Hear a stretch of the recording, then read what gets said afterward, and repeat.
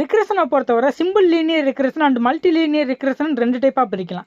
இப்போ நம்ம simple linear ரிக்ரெஷனை பற்றி டிஸ்கஸ் பண்ணலாம். ஒரு சிம்பிள் லீனியர் ஈக்குவேஷன் எடுத்துக்கிட்டிங்கன்னா ஒரு ஃபிட்டட் லீனியர் ஈக்குவேஷனாக இருக்குது. இதை நம்ம எப்படி எழுதுவோம் பார்த்தீங்கன்னா y = a + bx + c. இதில் ஒய்ங்கிறது பார்த்தீங்கன்னா டிபெண்டன்ட் வேரியபிள், அதே மாதிரி எக்ஸுங்கிறது பார்த்தீங்கன்னா இண்டிபெண்டன்ட் வேரியபிள். இதில் ஏயோட மீனிங் பார்த்தீங்கன்னா ஒய் ஆக்சிஸில் ஃபிட்டட் லைனோட இன்டர்செப்ட். இது எப்போ இருக்குன்னு பார்த்தீங்கன்னா எக்ஸோட வேல்யூ 0வாக இருக்கும்போது ஒய்யோட வேல்யூக்கு ஈக்குவலாக இருக்கும். இதில் பீனா என்னன்னு பார்த்தீங்கன்னா ரெக்ரெஷன் கோஎஃபிஷியன்ட், இல்லைன்னா ஒரு லைனில் ஏற்படக்கூடிய ஸ்லோப், அதாவது சாய்வு. சியோட மீனிங் என்னன்னு பார்த்தீங்கன்னா ரெக்ரெஷன் மாடலில் இருக்கக்கூடிய எரர். இதோட மீன் வேல்யூ பார்த்தீங்கன்னா 0வாக இருக்கும். இந்த கிளாஸில் நம்ம சிம்பிள் லீனியர் ரெக்ரெஷனில் லீஸ்ட் ஸ்கொயர் மெத்தட் பற்றி டிஸ்கஸ் பண்ணலாம். ஆல்ரெடி மென்ஷன் பண்ண எரரை வச்சு ஒய் அண்ட் எக்ஸோட கரோலேஷன் கோஎஃபிஷியன்ட் வந்து 1க்கு ஈக்குவலாக இல்லாமல் இருந்துச்சுன்னா அதோட ரிலேஷன் வந்து பெர்ஃபெக்ட்லி லீனியராக இல்லைங்கிறது தான் பொருள். இந்த ரீசன்னால ஸ்கேட்டர் டயக்ராமில் வந்து செவரல் லைன்ஸ் வந்து ஃபிட் ஆகலாம். இப்போ இந்த 2 கிராஃபையும் பாருங்க, 2 கிராஃப்லையும் பார்த்தீங்கன்னா 5 பாயிண்ட் இருக்கு. இந்த 5 பாயிண்ட்டையும் கனெக்ட் பண்ணுற மாதிரி 2 டிஃப்ரெண்ட் டைப்பான லைன் வந்து நம்ம ட்ரா பண்ணுறோம். இந்த 2 கிராஃபையும் நீங்கள் நோட்டீஸ் பண்ணீங்கன்னா 2லேயுமே எரர் வந்து இருக்கு. ஆக்சுவலாக அந்த எரர்னா என்னன்னு பார்த்தீங்கன்னா இப்போ நம்ம ஸ்கேட்டர் டயக்ராமில் லைன் எல்லாம் கனெக்ட் பண்ணி ஒரு ஸ்ட்ரைட் லைனாக ட்ரா பண்ணும்போது அந்த லைனுக்கு அந்த லைனில் டச் ஆகாத பாயிண்ட்டுக்கு இருக்கக்கூடிய அந்த டிஃபரன்ஸ் தான் நம்ம வந்து எரர்னு சொல்லுவோம். இப்போ 2வது கிராஃப் எடுத்துக்கிட்டிங்கன்னா ஒய் வந்து எந்த அளவுக்கு இன்டர்செப்ட் ஆகிருக்குங்கிறத காட்டுது. இப்போ மினிடேப் மாதிரியான ஸ்டாட்டிஸ்டிக்கல் அனலைஸ் சாஃப்ட்வேர் யூஸ் பண்ணீங்கன்னா least sum of the square வேல்யூவை வந்து இந்த எரரில் வந்து ஃபிட் பண்ணி கொடுக்கும். இந்த கிராஃப்ல இருந்து நமக்கு தெளிவாக தெரிய வர்றது என்னன்னு பார்த்தீங்கன்னா இந்த ஸ்ட்ரெயிட் லைன்ல இருந்து ஆக்சுவல் பாயிண்ட் எந்த அளவுக்கு தள்ளி இருக்கோ அந்த டிஃபரன்ஸை தான் நம்ம வந்து எரர்னு சொல்லுவோம். டெக்னிக்கலாக சொல்லணும்னா இந்த டேட்டா பாயிண்ட் பார்த்தீங்கன்னா அந்த ஸ்ட்ரெயிட் லைன்ல இருந்து வெளியே தள்ளி இருக்கு. இதுவே ஒரு பர்ஃபெக்ட் லீனியர் ரிலேஷன்ஷிப்பாக இருந்துச்சுன்னா எல்லா பாயிண்ட்டுமே அந்த லைனுக்கு உள்ளேயே இருக்கு. அதில் பார்த்தீங்கன்னா எரர் வந்து 0வாக இருக்கு. இந்த பாயிண்ட்ல இருந்து ஸ்ட்ரெயிட் லைனுக்கு இருக்கக்கூடிய டிஸ்டன்ஸ் தான் sum of the square of the error calculation பண்ண யூஸ் பண்ணக்கூடிய எரர் டிஸ்டன்ஸ். இப்போ சிம்பிள் லீனியர் ரெக்ரெஷனுக்கு வந்து ஒரு எக்ஸாம்பிள் பார்த்துடலாம். இப்போ நம்ம ஒரு விவசாயியை வந்து கன்சிடர் பண்ணிக்கலாம். இந்த விவசாயி வந்து ஒவ்வொரு வருஷமும் பூச்சிக்கொல்லி மருந்து வாங்குறதுக்கு எவ்வளவு அமௌண்ட் வந்து ஸ்பெண்ட் பண்ணியிருக்காரு அண்டு ஒவ்வொரு வருஷமும் பயிர்களை வந்து எவ்வளவு அமௌண்ட்டுக்கு வந்து சேல்ஸ் பண்ணியிருக்காரு. இதோட டேட்டா எல்லாமே நான் இப்போ கொடுத்துட்றேன். இப்போ இந்த விவசாயி இத்தனை வருஷமா அவர் கலெக்ட் பண்ண எல்லா டேட்டாவையும் வச்சு இந்த வருஷத்துல $8 வந்து பூச்சிக்கொல்லி மருந்துக்காக ஸ்பெண்ட் பண்ணி $31 வந்து பயிர்களை வந்து சேல்ஸ் பண்ணணும் அப்படிங்கிற ஒரு டார்கெட்டுக்கு வராரு. இதுக்கான டேட்டாவை நம்ம எப்படி அனலைஸ் பண்ணணும்னு பார்த்தீங்கன்னா இதுக்கு வந்து நம்ம ஃபர்ஸ்ட் ஸ்கேட்டர் டயக்ராம் வந்து ரெடி பண்ணணும். இந்த ஸ்கேட்டர் டயக்ராம் நம்ம எக்ஸல்லே ரெடி பண்ணிக்கலாம்.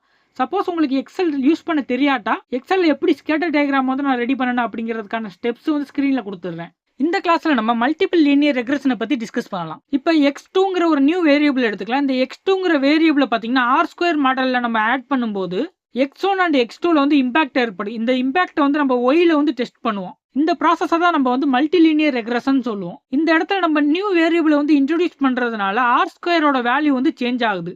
இதனால மல்டிபிள் ரெக்ரெஷன்ல நம்மளால யூஸ் பண்ண முடியும். இந்த ரிசல்ட்டிங் வேல்யூவோட r² நம்ம அட்ஜஸ்ட் r² சொல்லலாம். இந்த மாதிரி அட்ஜஸ்ட் ஆன r² வேல்யூ 70% விட அதிகமாக இருக்கும்போது நம்மளால இந்த மாடலை வந்து யூஸ் பண்ணிக்க முடியும். இப்போ நம்ம மல்டிபிள் லீனியர் ரெக்ரெஷனோட கீ கான்செப்ட் பத்தி டிஸ்கஸ் பண்ணலாம். இப்போ மல்டிபிள் லீனியர் ரெக்ரெஷன் எடுத்துக்கிட்டிங்கன்னா அதில் வந்து பல கான்செப்ட் வந்து இன்வால்வ் ஆகிருக்கு. இப்போ ஒரு மாடல் இருக்குன்னா அந்த மாடலோட ஆக்சுவல் வேல்யூக்கு அந்த மாடல் வந்து ப்ரிடிக்ட் பண்ண வேல்யூக்கு இடையில இருக்கக்கூடிய ரெசிடியூவல் இண்டிகேஷனை வச்சு தான் அந்த மாடல் வந்து எந்த அளவுக்கு நல்லா இருக்குன்னு சொல்ல முடியும். எரர்ஸ் இல்லைன்னா அந்த மாடலோட ரெசிடியூவல்ஸ் வந்து ஸ்மாலாக இருக்கும்போது ப்ரிடிக்ஷனுக்கு வந்து கலெக்டட் டேட்டா ரேஞ்சில் இருக்கக்கூடிய எக்ஸை யூஸ் பண்ணால் ப்ரிடிக்ஷன் வந்து நல்லா இருக்கும். ஸோ இந்த மல்டிபிள் லீனியர் ரெக்ரெஷன் இதில் வந்து சம் ஆஃப் ஸ்கொயர் டோட்டல் வந்து எப்படி கால்குலேட் பண்ணுறதுன்னு பார்த்தீங்கன்னா sum of square total SST equal to sum of square regression SSR plus sum of square error SSE. இதுலேருந்து நம்ம சம் ஆஃப் ஸ்கொயர் ரெக்ரெஷனை கண்டுபிடிக்கிறதுக்கு இந்த ஃபார்முலாவே கொஞ்சம் ஆல்டர் பண்ணி SSR equal to SST minus SSE, அதாவது sum of square regression equal to sum of square total minus sum of square error. So இந்த ஃபார்முலாலேருந்து நமக்கு தெரிய வர்றது என்னன்னு பார்த்தீங்கன்னா சம் ஆஃப் ஸ்கொயர் எரரோட வேல்யூ பார்த்தீங்கன்னா சம் ஆஃப் ஸ்கொயர் டோட்டலோட வேல்யூவை விட கம்மியாக இருக்கும். r² கால்குலேட் பண்ணுறதுக்கான formula sum of square regression divided by sum of square total. So SST and SSE இதை வந்து கால்குலேட் பண்ணுறது SSR அண்ட் r² வந்து டிட்டர்மின் பண்ணுறதுக்கு ஹெல்ப் பண்ணுது. இப்போ ஒரு ஃபிட்டட் மாடல் இருக்குன்னா அதில் இருக்கக்கூடிய எரரை கண்டுபிடிக்கிறதுக்கு அந்த மாடலில் கொடுத்துருக்கிற டேட்டாவுக்கு ஒய்யோட வேல்யூ வந்து ஃபிட்டட் லைன் ஈக்குவேஷனாக யூஸ் பண்ணி கால்குலேட் பண்ணிக்க முடியும். இதே கண்டிஷனில் எரரை செக் பண்ணுறதுக்கு அதே எக்ஸில் ஒய்யோட 2 அப்சர்வேஷன் வந்து எடுத்துக்கலாம். இப்போ ரிக்ரெஷன் அனலைசிஸ் பண்ணும்போது ஞாபகம் வச்சுக்க வேண்டிய முக்கியமான விஷயம் என்னன்னு பார்த்தீங்கன்னா அப்டைன்டு ஃபிட்டட் லைன் ஈக்குவேஷனை டேட்டாவை விட வெளியே இருக்கிற எக்ஸோட வேல்யூக்கு ஒய்யை ப்ரெடிக்ட் பண்ண நம்மளால யூஸ் பண்ண முடியாது. இப்போ இந்த இன்சிடென்ட்டுக்கு ஒரு எக்ஸாம்பிள் சொல்லணும்னா அந்த ஃபார்மர் வந்து சேல்ஸுக்கு முன்னாடியே அட்வான்ஸ்டா $15 இல்லைன்னா $60 வந்து ஃபெர்டிலைசர் வாங்குறதுக்காக ஸ்பெண்ட் பண்ணியிருந்தாருன்னா அந்த அமௌண்ட்டை நம்மளால ப்ரெடிக்ட் பண்ண முடியாது. ஸோ 2 டேட்டா பாயிண்ட்டுக்கு ரெக்ரெஷன் அனாலிசிஸ் வந்து பர்ஃபார்ம் பண்ணால் கிடைக்கக்கூடிய வேல்யூ வந்து நம்ம கிட்ட இருக்கக்கூடிய டேட்டா செட்டுக்கு வெளியே இருக்கு.